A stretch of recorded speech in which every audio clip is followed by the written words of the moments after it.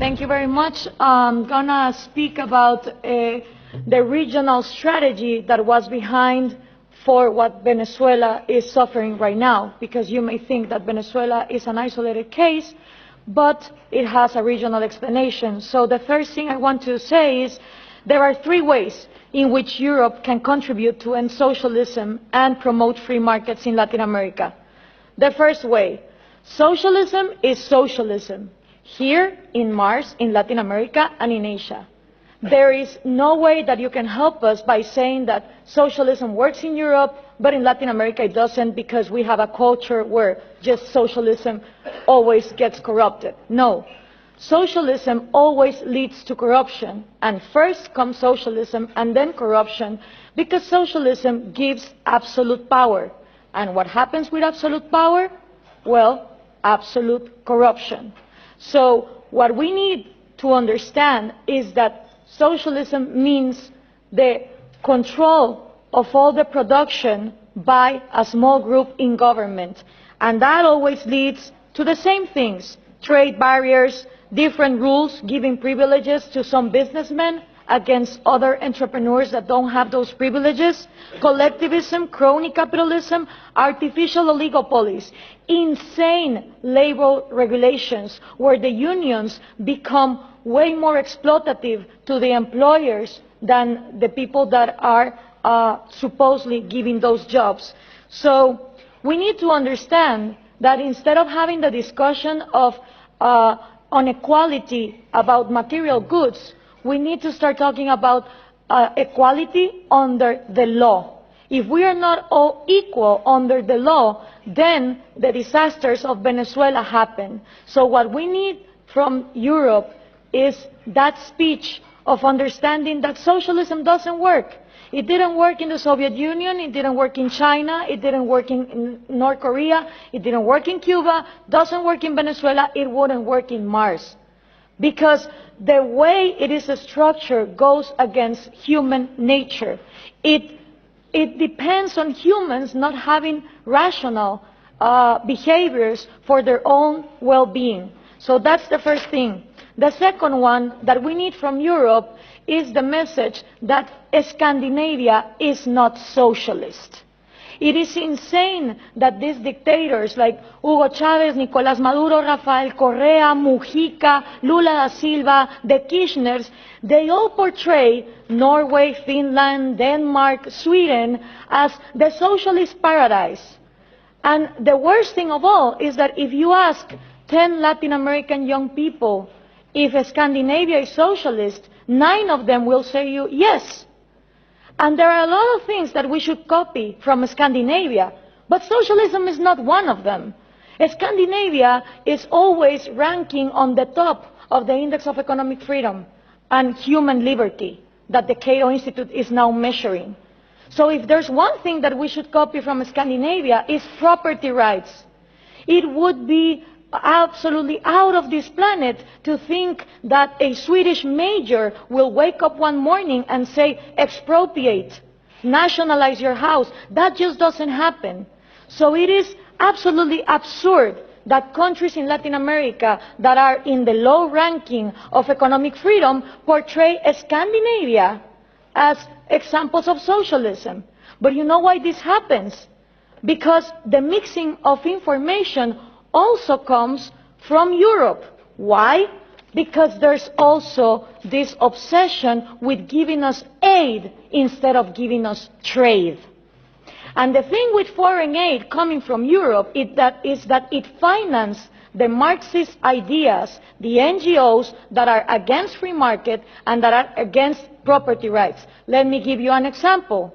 Most of people in Finland and Norway have no idea that their taxes they pay go to foreign aid for a Guatemalan NGO that is led by an indigenous Marxist leader, Bernardo Caal, who uses that money to be against hydroelectric power. Being Norway one of the countries #1 in hydroelectric power, where no one would think to close down a hydroelectric industry, they give tax-paying money to people in Guatemala that close down hydroelectric power. So if we are obsessed with this foreign aid given to Marxist leaders that are against property rights, free market, and the Western way of life, then we're not gonna be able to prosper. And according to trade, the European Union is fixated that they should trade with Latin America in regions, in blocks. Well, that is just not possible, because the region that I come from, which is Central America, the 5 smallest countries of all our region, Guatemala, El Salvador, Nicaragua, Honduras, and Costa Rica, right now, 2 of them, Nicaragua and El Salvador, are ruled by socialism of the 21st century. So how can I negotiate as a bloc when I have 2 countries that are not willing to open to free trade? And for these 3 ways to work, you need to understand something about Latin America. I had 2 slides, 2 pictures, if we could put them on, please. The first thing is, Latin America has always been ruled by dictators. Then Fidel Castro comes in, and he is successful in making a Marxist guerrilla. In the moment that Castro comes in and he makes a Marxist guerrilla, all the countries in Latin America start copying and pasting that model. You had Marxist guerrillas everywhere, Guatemala, Nicaragua, Peru, trying to do the same thing as Castro, financed by the Soviet Union and with the intelligence of Cuba.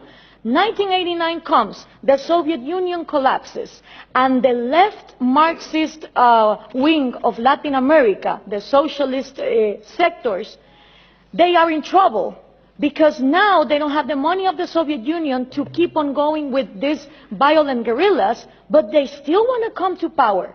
So what do?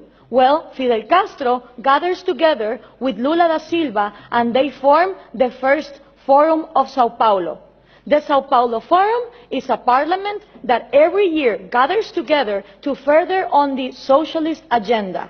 And they start working on 1990. In 1998, they put their first president, Hugo Chavez.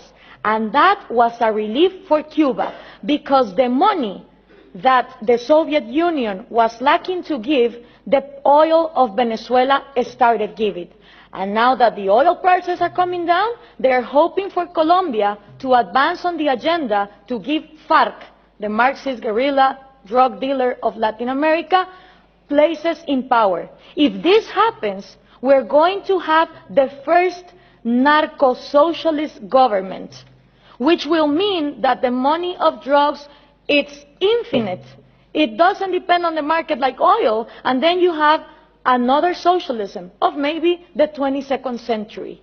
So what we need to understand is this regional strategy is not only put in place in Venezuela, it has been put in place and tested in Brazil, Argentina, Chile, Uruguay, Nicaragua, El Salvador. And the places where they haven't governed, they have people who are waiting to come to power. When we understand this, we also understand that when the Berlin Wall fell, and communism was a thing of the past, in Latin America we voted for the so-called neoliberal governments, the right-wing presidents that were going to open the market. These people gathered together in the Washington Consensus, and they promised that they would give us free market. What did they do? They privatized everything. They privatized electricity, trains, radio stations, but they didn't liberalize them. They gave them as oligopolies and monopolies to their peers, and this created crony capitalism. But for most of the population, the one to blame was free market. I don't know if we can now put the picture, please. For the people, what is needed to be blamed is free market, when free market has never existed in Latin America.